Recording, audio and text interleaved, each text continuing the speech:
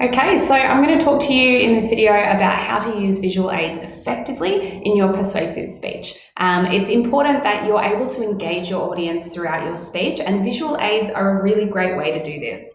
Now, when I say visual aids, I'm just talking about any sort of image. It could be a video, it could be like a picture, it could be a slideshow, it could even be something tangible, so something you can hold and touch or pass around to your audience. That can be a really good way to interact with your audience and make sure that they are actually listening to what you're saying. So I'll go through a couple of different tips for you, and if you have any questions, I recommend that you post them in the discussion thread below.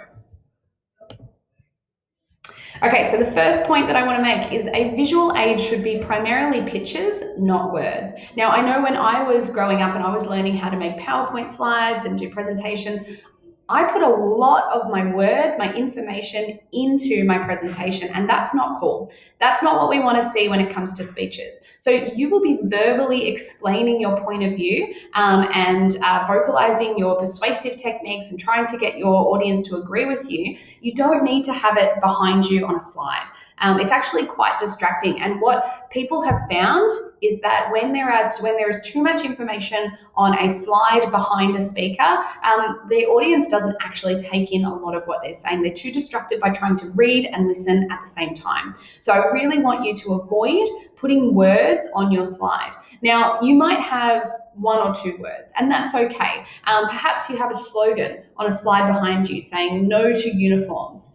That's okay because it doesn't take up too much of the audience's attention trying to get that message. But if you had paragraphs of information, even dot points, I want you to avoid doing that for this speech because you should be able to verbalize your opinion to your audience.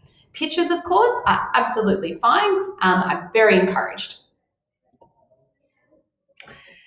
So second point I want to make is that your visual aid should be simple and clear. I don't want you to put too much information into these visual aids. They are there to complement your speech. So you should be getting your message across through your speech, but you can use these visual aids to actually assist you and to help out people in your audience who might learn better visually, or maybe just to emphasize a point.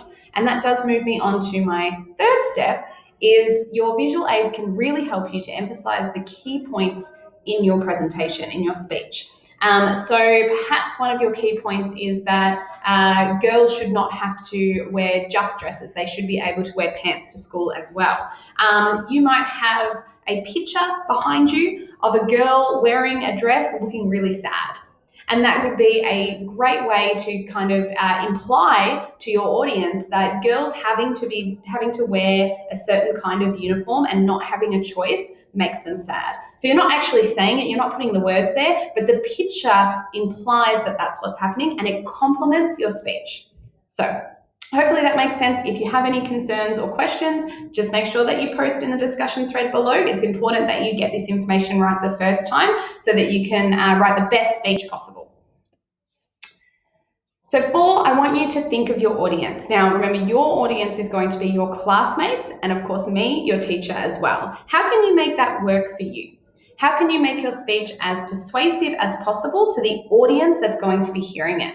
Now, you might go out and you might find an amazing amount of research and data on how buying a school uniform for kids actually impacts on families economically, so their money runs out because of school uniform. Whatever it is, you find all this amazing information and you lay that out for your audience.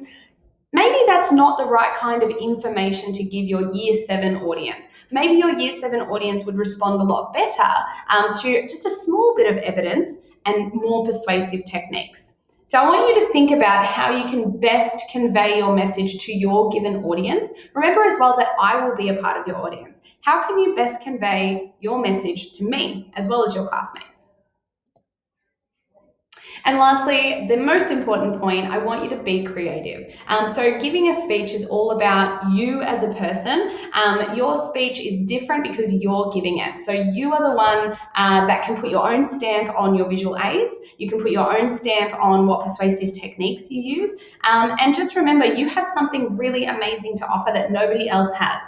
I want you to try to think about how you can be creative when you're trying to persuade your audience to agree with you.